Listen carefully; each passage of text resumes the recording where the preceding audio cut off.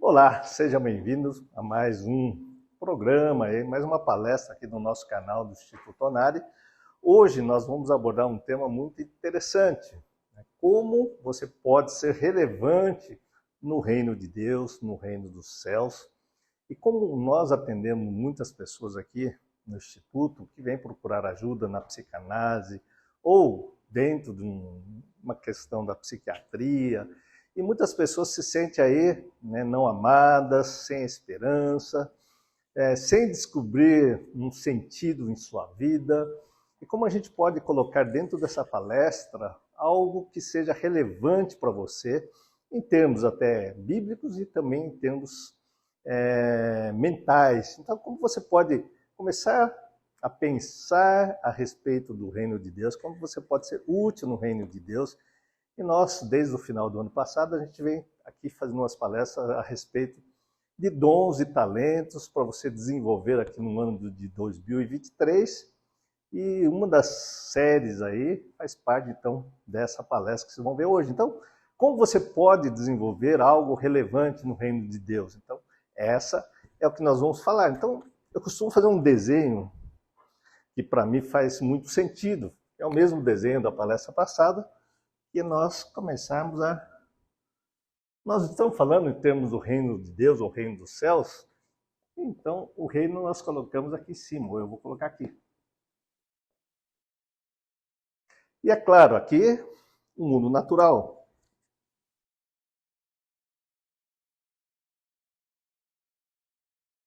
A pergunta é, como nós vivemos no mundo natural e, ao mesmo tempo, sermos relevantes ou fazemos algo dentro dessa questão do reino dos céus?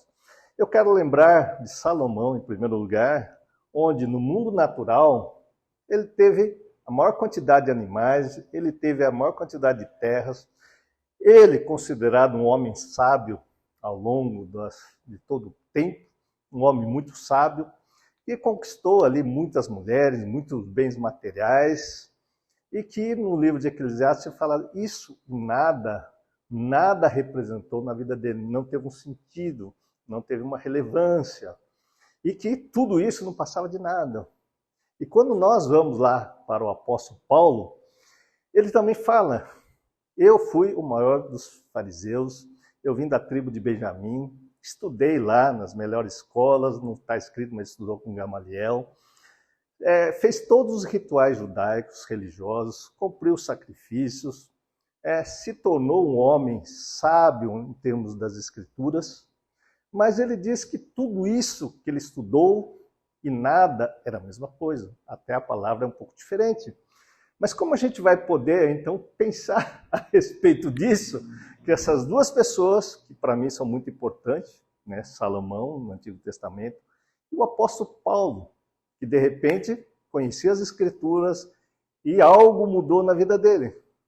Que algo mudou na vida dele, qual foi a grande mudança? Né, que Salomão não teve essa oportunidade desta forma, mas que Saulo, o fariseu, teve essa oportunidade, que foi conhecer quem? Jesus. Então, como se tornar relevante no reino dos céus, né, no reino de Deus, nós precisamos conhecer profundamente Jesus, a mensagem de Jesus. E o que é relevante nesse sentido, para que a gente comece a praticar ou a gente consiga mudar alguma coisa dentro do nosso mundo. Inclusive, para ser relevante, Jesus dizia, não procure fora, ou seja, no mundo natural, naquele mundo que você vê, mas procure dentro, que o reino dos céus está dentro de vós, está em torno de vós no mundo natural, porque a natureza vem de Deus, o universo vem de Deus. Entretanto, ali, o reino de Deus, não plante, né, onde as coisas não invistam, onde a traça e a ferrugem, onde corroer, mas invista no reino dos céus. Então, quando nós vamos para o Novo Testamento, várias passagens bíblicas nos ensina as parábolas, os ensinamentos de Jesus, como funciona o reino dos céus.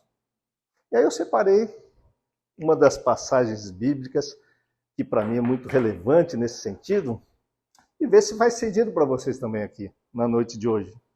Então aqui em Lucas capítulo 14, ali do verso 7 em diante, mas no verso 1 até o verso 7, Jesus tinha ido à casa de um fariseu importante da época, e de repente ele estava lá e as pessoas começaram a se achegar, inclusive estavam questionando, porque ele andou curando pessoas no sábado, né? E na passagem do Novo Testamento, Jesus curou no sábado pelo menos 7 pessoas.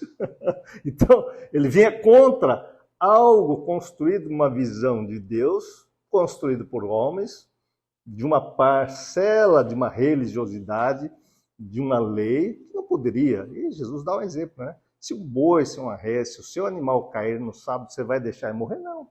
Então, por que você está preocupado com isso? E aí começa uma parcela bem interessante do que ele fala no verso 7 em diante. Ó, presta atenção nisso. Quando notou como os convidados escolhiam os lugares de honra à mesa, Jesus lhes contou essa parábola. Quando alguém o convidar para um banquete de casamento, não ocupe o lugar de honra, pois pode ser que tenha sido convidado alguém de maior honra do que você. Se for assim, aquele que convidou os dois virá e dirá: dê o lugar a este que chegou, não? Então, humilhado, você precisará ocupar o lugar menos importante. De forma que, quando vier aquele que o convidou, diga: amigo, passe para o lugar mais importante. Então você será honrado na presença de todos os convidados. Aí vem no verso 11 uma coisa que me chama muita atenção. Pois todo o que se exalta será humilhado, e o que se humilha será exaltado. Então, este verso 11 do capítulo 14 de Lucas me chama muita atenção na minha própria vida, e que está lá dizendo: pois todo que se exalta será humilhado, e que se humilha será exaltado. O que esse versículo tem a ver para sermos relevantes no reino dos céus?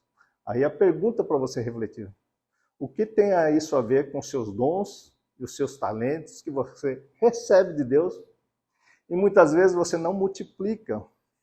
Você pode enterrar esse talento, morrer com esse talento enterrado, e tudo aquilo que foi dado será retirado porque você não multiplicou, não fez nada, não é? E a gente vai discutindo sobre isso. Então, linka com a primeira palestra que a gente falou sobre dons e talentos, e como desenvolver esses dons e talentos que nós estamos falando a respeito do reino de Deus, para que você comece a mudar a sua vida aqui no ano de 2023 e que isso seja marcante na sua vida.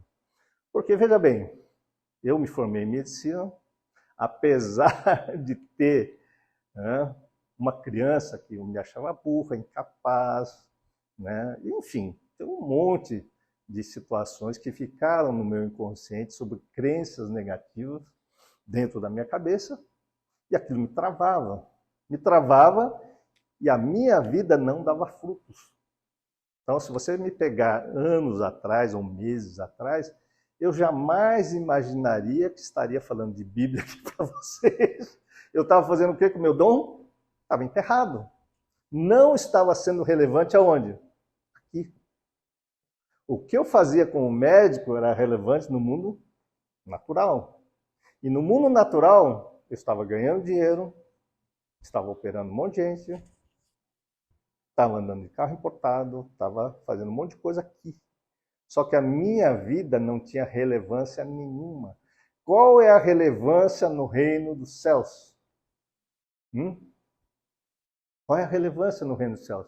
Aí eu quero lembrar uma coisa, Mateus capítulo 6, a respeito de uma oração que todo cristão conhece. A oração do Pai Nosso. Pai nosso que está no céu, santificado seja teu nome. Venha a nós o vosso reino. Assim na terra, no mundo natural, como no céu. Aqui nós temos o sacerdote humano. Seja eu aqui falando de Bíblia para vocês, seja o seu pastor, seja o seu padre, né, ou alguém que estudou a Bíblia, está lá discipulando você, falando a respeito do reino do céu aqui. Então tem o sacerdote terreno. Mas Jesus, em Hebreus capítulo 8, está escrito assim, ele é o verdadeiro sacerdote, do verdadeiro tabernáculo espiritual, daquele que você deve se ligar para você ter o quê? Como você vai saber se você está sendo relevante no reino de Deus? Como é que você vai raciocinar essa pergunta que o que a gente vai tentar discutir no dia de hoje? Então, eu quero ler e escrever a respeito de uma passagem aqui com vocês, que é o livro de Gálatas, capítulo 5, no verso 22. Ou vamos ler no verso 19. O verso 19 do livro de Gálatas, capítulo 5, está escrito assim, as obras da carne são manifestas. Obras da carne, nós somos carnais, não espiritual, que ele está falando aqui. Nós somos carnais no mundo natural. Então, as obras do mundo natural são o quê? A gente pode escrever, mas isso não me interessa muito, depois vocês leem lá. Está escrito assim, imoralidade sexual, impureza, libertinagem, idolatria, feitiçaria. No mundo natural, nós temos as nossas celebridades. Seja ela do mundo artístico, seja essa pessoa do mundo religioso, que a gente idolatra pessoas. A gente vai buscar pessoas que têm dons espirituais, mas essa pessoa não pode ocupar o lugar de Jesus, o verdadeiro pastor. Porque ele diz, eu sou o verdadeiro pastor. As minhas ovelhas conhecem a minha voz e me seguem. E a voz de Deus, na verdade, está aqui na Bíblia, né? A voz de Jesus está na Bíblia e a gente está lendo. Mas se a gente continuar no mundo natural, vem aqui então, idolatria, feitiçaria. Vocês têm noção do que é feitiçaria? Tecnicamente falando, a gente imagina, né, que existem os feiticeiros. Mas Freud descreve magia e feitiçaria com pequena diferença. Magia e feitiçaria é um desejo que o homem tem de dominar as forças da natureza e também do reino espiritual, em prol de quem? De si mesmo. Então, todo cidadão que está fazendo alguma coisa para satisfazer os desejos próprios é algo que vem do próprio cidadão do reino natural. Lembrando que Jesus, antes de ir para a cruz, disse, afasta de mim esse cálice, mas Deus, Pai, faça a sua vontade e não a minha, como natural. Porque aqui, nesse mundo, ele suou sangue. Ele sofreu tamanha opressão mental, e muita gente sofre opressão mental nesse mundo. E aí, muitas vezes, a gente não aceita isso. Então, Jesus deu um exemplo muito grande de como lidar com essa opressão que você vive aí, que nós vivemos, e que nós não desliguemos daqui. Mas, entretanto, está lá. Ódio, discórdia, ciúmes, ira, egoísmo, dissensão, facção e inveja, embriaguez, orgias e coisas semelhantes. Aqui me chama muita atenção, porque tem a palavra ira e inveja. Jesus nos ensina que amar a Deus sobre todas as coisas desse mundo. Esse é o primeiro mandamento. O segundo, tão grande quanto o primeiro, é amar ao próximo como a si mesmo. Vocês imaginam um invejoso que olha as coisas do vizinho se amando? Não, ele está cobiçando. Isso, inclusive, está lá nos 10 mandamentos. Não cobiçar a mulher ou as coisas do alheio. Só que o cidadão tem inveja e a inveja é inconsciente.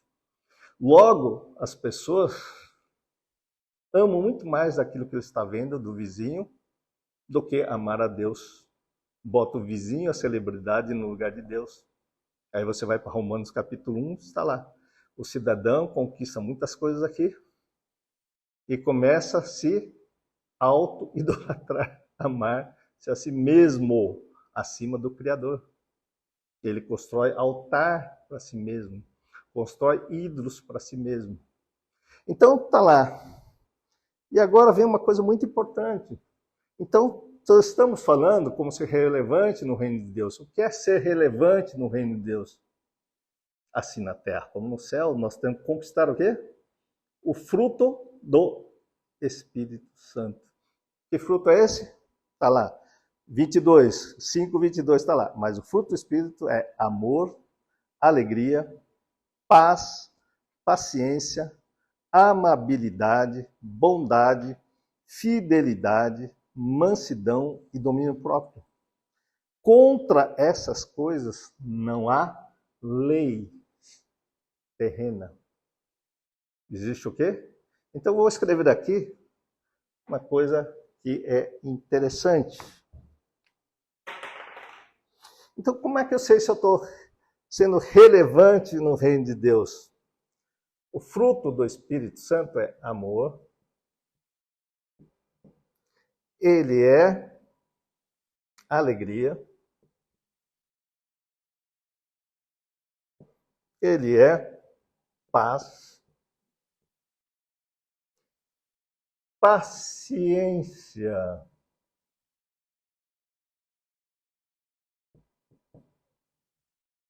Amabilidade.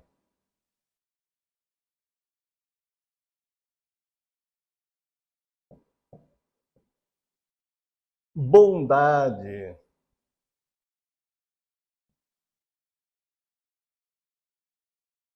Mansidão.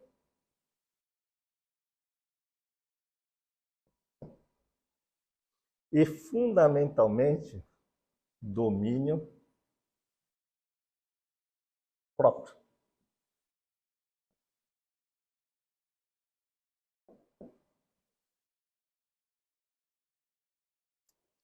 Contra essas coisas não existe lei. Como é que eu sou sabendo se eu sou relevante no reino de Deus? Eu estou amando ou eu estou com raiva, ódio, dissensão, brigando, estou na bebedeira, estou não sei o quê, estou tentando aplicar minha ira contra o outro, justificando a minha ira. Mas ele pisou na bola comigo, por isso que eu estou com raiva. Você não fica com raiva também? São raivas justificáveis que nós projetamos como se o outro estivesse causando a nossa ira. Mas aqui, ó, você está alegre? Você está sendo relevante. Então, o que Deus quer de você? Alegria. Mesmo na sua tribulação no mundo natural. Por quê? Toda vez que você tiver uma tribulação aqui, é para você fazer o quê? Desenvolver o quê? Seu talento. Toda vez que tiver tribulação aqui, é para você desenvolver o quê? Seu dom. Ninguém desenvolve absolutamente nada aqui se você não tiver dificuldade. Então, se você pegar as pessoas que desenvolveram grandes coisas, é porque tiveram o quê? Dificuldades. Toda a ciência é em busca de respostas para aquilo que ele está com dificuldades. Então, se não está chovendo e as coisas estão secando, o que o cientista vai fazer? Vai desenvolver um dom que ele tem de criar bomba de irrigação, produto químico, e de repente ele consegue plantar no meio do deserto lá, em Israel, nas Arábias, tudo mais. Ele desenvolveu o quê? Dom e talento que ele tinha. Quantas pessoas olham para isso e falam, mas vai assim é fácil, né? Você nasceu num país que as pessoas... Agora, eu conheço um monte de gente que não tinha absolutamente nada, mas tinha dom, talento, e investiu com alegria, com paz, com domínio próprio, na dificuldade, e saiu daquele lugar que ele não podia neste mundo. E aí ele vai ter paz, e aliás tem que ter paciência. Porque a gente não tem paciência frente às adversidades. E como é que você vai ser relevante no reino de Deus se toda essa orientação está escrito e foi ensinado por Paulo, foi ensinado por Jesus, e as pessoas não conseguem aplicar isso na vida. Para além de uma lei religiosa. Então nós temos que sair da questão simplesmente de lei, porque aqui está contra isso, não existe lei. Então, você está impaciente, ou peraí, o que está acontecendo comigo? Com certeza é seu cérebro. Se o seu cérebro é muito acelerado, né, e não consegue bloquear isso, vai procurar um remedinho aí que vai ajudar você a ter paciência, né? Vai ser desenvolver a amabilidade, bondade, mansidão. As pessoas perderam isso. As pessoas não têm mais paciência para nada, não são mansos, não têm bondade. Tem bondade e mansidão de acordo com quem? Com o indivíduo que está lá em Lucas 14, está escrito o quê? A gente vai dar o lugar melhor, a chance melhor naquele lugar, e você é amável para quem tem dinheiro, quem não tem. E se você seguir Lucas 14, você vai ver o quanto, na verdade, a gente desenvolve isso em relação ao que a gente está vendo no mundo natural para tirar proveito aqui e não aqui. O que eu queria complementar aqui para vocês? Se vocês observarem na palavra, o dom do Espírito está no singular. O dom do Espírito é tudo isso. Porque eu posso ter paciência com um fulano e ficar irritado com o outro. Eu tenho paciência, mas eu não tenho o dom do Espírito, né? O fruto do Espírito. E aqui, isso é uma coisa que à medida que a gente vai evoluindo emocionalmente, você consegue ter isso de uma forma completa, mais clara. A gente não consegue isso aqui de cara. É um processo isso aqui, tá? E as obras da carne são individuais. O que eu percebo com o estudo da psicanálise da mente? A gente tem uma angústia, tá? E essa angústia é necessária uma fonte de prazer imediato para me libertar dessa angústia. Então, o que eu faço? Eu vou para a obra da carne. Porque a obra da carne, se vocês perceberem, é uma forma de alcançar um prazer imediato. É meio que uma válvula de escape. Então, a pessoa está angustiada, ela vai beber. Ela está angustiada, ela se ira, ela se irrita. Ela está angustiada, sobra para quem está do lado. Então, por exemplo, eu posso ter um problema no meu trabalho e eu não vou brigar com o chefe, porque se eu fizer isso eu perco o emprego. Então, eu vou ter um domínio próprio nesse momento e não vou me irar, exaltar com o chefe, porque tem algo a se perder aí. Mas eu chego em casa, desconto no cachorro, nas crianças, na esposa, com pessoas que amo. Né? Isso é uma coisa interessante de a gente estar percebendo, porque a gente faz isso sistematicamente. Então, muitas vezes as pessoas falam assim, e aí, como é que eu faço para me libertar da bebedeira? É um problema? Com certeza. Mas tem uma origem fazendo com que a pessoa busque a bebedeira. Ninguém quer beber voluntariamente. Muitos justificam que querem, mas na verdade não controlam, porque vem como um impulso. E no impulso vai e cede. Naquele momento alivia, mas depois sofre, porque não é exatamente o que queria. Porque a pessoa bebendo, ela meio que perde um pouco a razão, o domínio próprio. Né? Então ela pode ficar agressiva, ela pode fazer coisas que ela de verdade não controla. Até porque o mecanismo de defesa dela, o freio, os reflexos dela ficam alterados. Né? Mas aí a gente sempre pensa no reino de Deus como uma coisa sem dinheiro, sem uma recompensa financeira.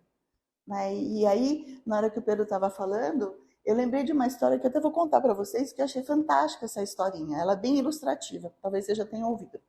É assim, tem uma família, né, de camponeses, eles têm uma terra, eles plantam, criam animais ali. E aí chega um anjo e fala assim para eles, olha, vocês vão receber 10 anos de fartura e 10 anos de miséria. O que vocês querem primeiro? Aí eu pergunto para vocês, o que vocês escolheriam se um anjo chegasse para vocês e fizesse a proposta? 10 anos de fartura ou 10 anos de miséria primeiro? O que vocês escolheriam? O que vocês escolheriam? Miséria primeiro. Fartura. Ok. Olha só que interessante. Quando a gente pensa, vou escolher a miséria, é porque a gente sofre tudo já está com um dia contado, né? Então, cada dia que passa é um dia menos, estou feliz que é um dia menos, quando der o tempo, agora é só alegria.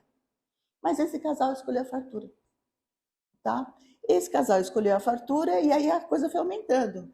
Foi crescendo a propriedade, foram ganhando mais renda, mais renda. Aí eles começaram a montar escola para os funcionários, escola, começaram a pagar melhor, e fizeram creche, fizeram isso, foram abençoando. Então o dinheiro vinha e eles transbordavam. O dinheiro entrava, eles transbordavam. Aí passou lá 9, bom, amor, tá acabando o tempo, mas tudo bem.